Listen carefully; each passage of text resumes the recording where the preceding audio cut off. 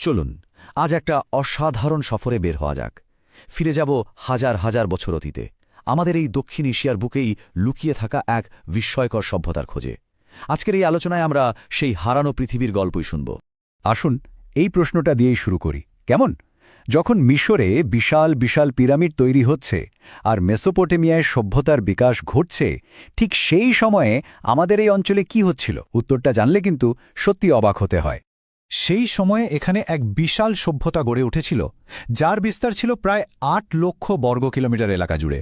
মানে ভাবা যায়, আজকের পাকিস্তান আর ভারতের একটা বিরাট অংশ জুড়ে ছিল এর রাজত্ব। আয়তনে এটা ছিল সেই সময়ের অন্য যে কোনো সভ্যতার চেয়ে অনেক অনেক বড়। এই যে দেখুন, এখানে ছবিটা দেখলে ব্যাপারটা আরও পরিষ্কার হয়ে যায়। হরপ্পা সভ্যতা তার সমসাময়িক মিশরীয় বা মেসোপটেমীয় সভ্যতার চেয়ে ভৌগোলিকভাবে কতটা বড় ছিল, অথচ কি আশ্চর্য, এর কথাই আমরা সবচেয়ে কম জানি। হ্যাঁ, আমরা কথা বলছি হরপ্পা সভ্যতা নিয়েই, দক্ষিণ এশিয়ার প্রথম পরিকল্পিত নগর সভ্যতা এবং ব্রোঞ্জ যুগের এক অনবদ্য সৃষ্টি। চলুন এই বিস্তৃত অধ্যায়ের আরও গভীরে প্রবেশ করা যাক।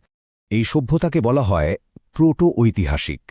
মানে ব্যাপারটা হলো তাদের নিজেদের লেখা ছিল, লিপি ছিল, কিন্তু সেই লেখার মানে কি তা আমরা আজও বের করতে পারিনি। আর এই রহস্যটাই কিন্তু সভ্যতাটিকে আরও আকর্ষণীয় করে তোলে। অনেকেই হয়তো এই সভ্যতাকে সিন্ধু সভ্যতা বা ইন্ডাস ভ্যালি সিভিলাইজেশন নামেই চেনেন, কিন্তু মজার ব্যাপার হল প্রত্নতাত্ত্বিকরা এখন একে হরপ্পা সভ্যতা বলতেই বেশি স্বাচ্ছন্দ্য বোধ করেন। তো প্রশ্নটা হল, কেন এই দুটো নাম? ব্যাপারটা আসলে খুব সহজ। প্রথম দিকে যে শহরগুলো পাওয়া গিয়েছিল সেগুলো ছিল সিন্ধু নদের তীরে, তাই নাম হয়েছিল সিন্ধু সভ্যতা। কিন্তু পরে যখন আরও খোঁড়াখুড়ি হল, দেখা গেল এর বিস্তার সিন্ধু ছাড়িয়ে আরও অনেক অনেক দূরে। তাই নিয়ম অনুযায়ী প্রথম আবিষ্কৃত স্থান অর্থাৎ হরপ্পার নামে পুরো সভ্যতার নামকরণ করা হয়, আর এখন এটাই বেশি প্রচলিত। এত বড় একটা সভ্যতা তো আর একদিনে তৈরি হয়নি, তাই না? এর একটা লম্বা ইতিহাস আছে, আর সেই ইতিহাসটা সহজে বোঝার জন্যে ঐতিহাসিকরা একে মূলত ৩টে ভাগে ভাগ করেন: এর শুরুর সময়, এর সেরা সময়, আর সবশেষে এর পরিবর্তনের সময়। এই টাইমলাইনটা দেখলে ব্যাপারটা একেবারে জলের মতো সোজা হয়ে যাবে। দেখুন, প্রাথমিক পর্যায় ছিল খ্রিস্টপূর্ব ৩২০০ থেকে ২৬০০ পর্যন্ত। এরপর আসে পরিণত পর্যায়, মানে এর স্বর্ণযুগ, যেটা ছিল ২৬০০ থেকে ১৯০০ খ্রিস্টপূর্বাব্দ। আর শেষ পর্যায় ছিল ১৯০০ থেকে ১৩০০ খ্রিস্টপূর্বাব্দ পর্যন্ত। এবার চলুন প্রত্যেকটা পর্যায়কে একটু কাছ থেকে দেখা যাক। এই প্রথম পর্যায়টা ছিল বলতে পারেন একটা প্রস্তুতির সময়, একটা ভিত তৈরির সময়। এই সময়েই ভবিষ্যতের বিশাল নগর সভ্যতার ভিত্তিটা ধীরে ধীরে তৈরি হচ্ছিল। একে অনেকে রিজিওনালাইজেশন এরা বা আঞ্চলিকীকরণের যুগও বলেন। এই সময় থেকেই কিন্তু দুর্গ দিয়ে ঘেরা বড় বড় গ্রাম বা বসতি দেখা যায়। তাদের কারিগরি দক্ষতাও ছিল চোখে পড়ার মতো। পাথর, পুঁতি বা ধাতুর কাজ তারা বেশ ভালোভাবেই জানত। তারা চাকার গাড়ি ব্যবহার করত এবং দূরের অঞ্চলের সঙ্গে বাণিজ্যও শুরু করে দিয়েছিল। কিন্তু তখনও কোনো বড় পরিকল্পিত শহর সেভাবে গড়ে ওঠেনি। আর এর পরেই আসে সেই সময়টা, সভ্যতার স্বর্ণযুগ, যা পরিণত হরপ্পা পর্যায় নামে পরিচিত। এই সময়ে হরপ্পা তার শ্রেষ্ঠ রূপে পৌঁছেছিল। যখনই আমরা হরপ্পা সভ্যতার কথা ভাবি, আমাদের মনে যে দারুণ সব নগর পরিকল্পনা, সোজা রাস্তাঘাট বা উন্নত নিকাশি ব্যবস্থার ছবি ভেসে ওঠে, তা আসলে এই পরিণত পর্যায়েরই অবদান। এই যুগটাকে ইন্টিগ্রেশন এরা বা সংহতির যুগও বলা হয়।